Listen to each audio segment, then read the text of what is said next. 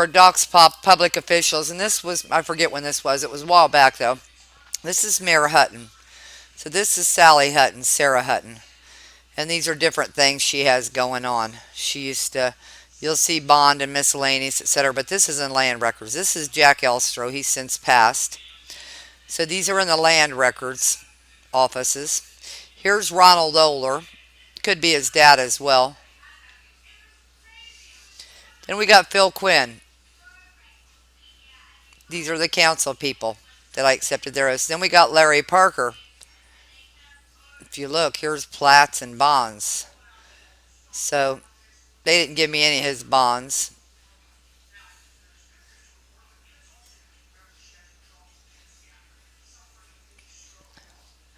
Here's Donald Wingett, the one that has a birth certificate or a certificate under uh, a property, a commercial property out there.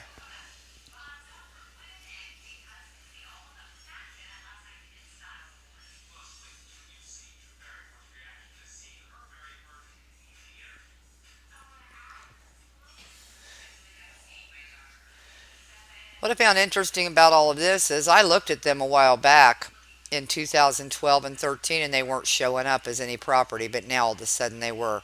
We got Diana Whitehead. She's a big wig with the city. She's been mentioned. Now this is interesting. I just did the last name of Chichester, which is that's the city attorney, right? That runs that's in there with the title company as well. And then we got Chief Wolski, which is known as Christopher Wolski. So we got Chris Wolski. And this is one of the things I told him I found in one of the databases, not this one. I said, it appears there's a Christy Wolski. So they're doing something under that name. They've made you a female Chief Wolski. This is before I thought that he might be involved. But so you can see this is in another county, correct? And then we got Tony Foster. So I did A Foster. I did try T Foster. Nothing came up. So we got Anthony Foster. Here he is doing business as UCC. So this man knows something others don't, right? So we still got Anthony. Here's Karen Chastain, the city clerk. City of Richmond, Indiana clerk.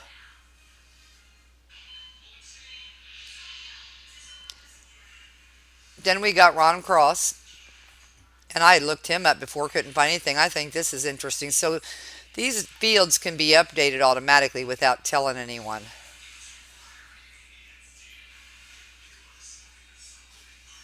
They won't show. Then we got Charles Hyde.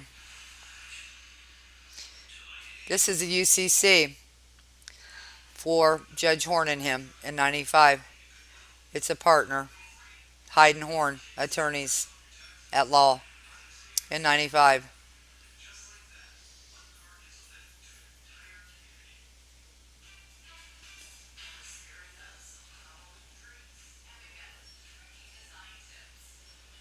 Here's his wife, reportedly, who tried to friend me on Facebook and then took off from that. But there's a Leslie K. Mehaffey, Leslie K. Lane, K. Leslie Lane, K. Leslie Mehaffey. The people that are named Lane out there on that property actually contacted me on Facebook. I gave them the number. They won't call me back. So this is Charles Hyde's wife. And I've seen her picture now, so I know who she is. I actually have met her before. Back in the olden days, I used to wait on her all the time. She's a nice lady, but that's her. Now let's get into some Paul Stickles stuff. This is the guy who's a reported seller of the house, but he wasn't showing up because he didn't have to enter anything until he got good and ready, and they're not disclosing the real owners of these houses. They're just using the past names of the houses, the past names of the homeowners. Why? So that they can blame them for a bunch of stuff. So they never really reveal who the owner of the property is, not like they're supposed to. And it was told to me that they really didn't have to.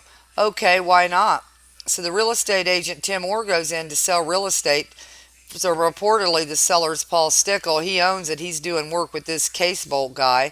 They're flipping houses left and right, and they're taking it under the former owner's names.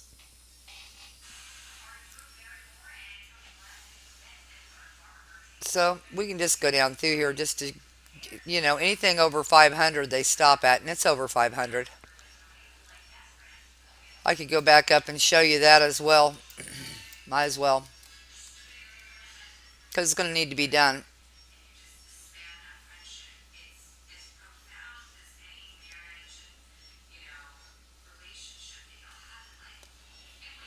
This is the attorney, Charles Hyde, that I'm claiming is acting in Charles Scott's name. Now, I tell you why I'm saying that, because I've talked to Charles Scott, the man who used to live in the house with Annette Scott. I've talked to both of them. And they were supposed to be in on the foreclosure. His name was supposed to be entered. They took his name out. They always do. Why? Because Chuck Hyde's using his name, I believe.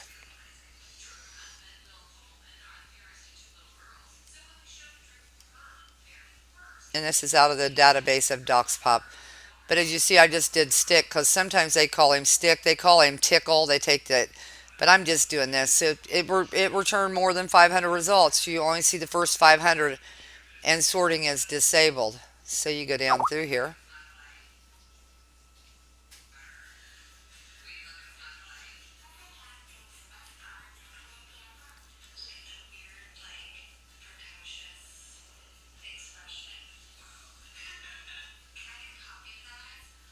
As you can see, we're in the year 2000. I tried to get down through all the years. We're getting into Stickle Properties now.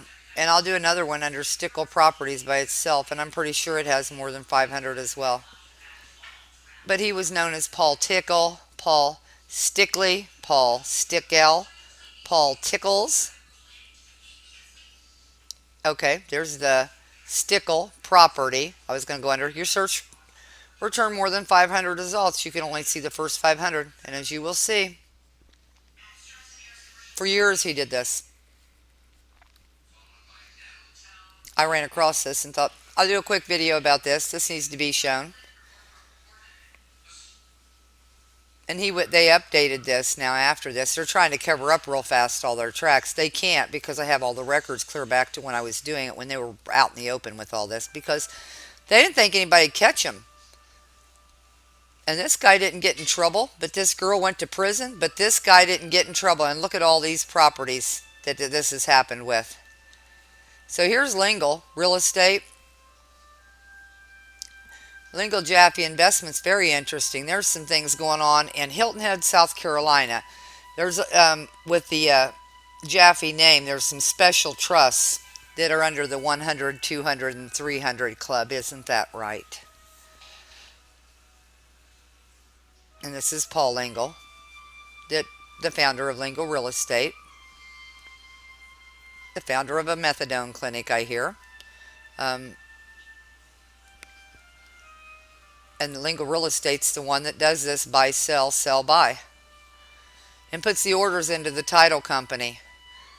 And the title company is, the CEO of the title company is the county attorney that's in charge of the administration building and all the land records. And he's an elected official, the school council for the Richmond Community Schools. He's in charge of all the students. And we've had nothing but a hard time since we discovered this. And if he doesn't think I know he's behind it, he needs to know that I know he's behind it. And I'm not the only one. There's agencies that know what he's doing. I know what he's doing. I've got his conflict of interest. He runs his title company. It's housed within the law firm of Boston Beaver, Kling and Cross in Chichester. It's also hooked onto the foreclosing bank and all of these redockets. U.S. Bank, that's acting basically to come in as a servicer for Deutschland Trust. The Deutsch Trust. The Deutsch Trust. And I don't even know how to say that right, because I always say it wrong, and I hear it and I'm thinking, daggone it, I said that wrong. But anyway, it's Deutsche Bank and Trust, Deutsche Trust, as trustee for, who knows, there's just a comma, it just stops with a comma. But it's Mears, because they're running Mears Mom's Mortgages through here. So as you see, that's just some of the